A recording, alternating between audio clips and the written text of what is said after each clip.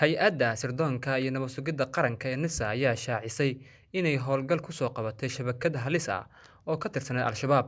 Shabakaddan oo ka kooban 12 xubnood kuwaas oo ay NISA sheegtay inay kooxdu u qaabilsanaayeen dilalka qorsheysan, weerarada tooska ah, ururinta baadda ay ka qaadaan shacabka iyo tuuridda bambooyinka xilliyada habeenkii ah.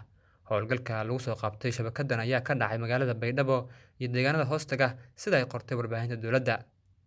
Xubnaha la soo qabtay ayaa iskula howlgali jiray qayb, waxaana ciidanka u suura gashay inay gacanta ku soo dhigaan dhammaantood kadib howlgallo isdaba joog ah oo maalmahan ka socday gudaha magaalada Baydhabo iyo deegaanada ku xeeran, ayaa lagu yiri bayaan ku soo baxay warbaahinta dowladda.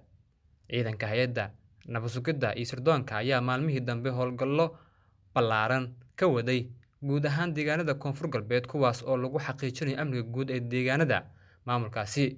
Ciidanka NISA ayaa horey gacanta ugu soo dhigay maleeshiyaad ka tirsan Al-Shabaab, iyagoo horeyna u burburiyay shabakado ka howlgali jiray magaalada Baydhabo kuwaas oo la horgeeyay sharciga.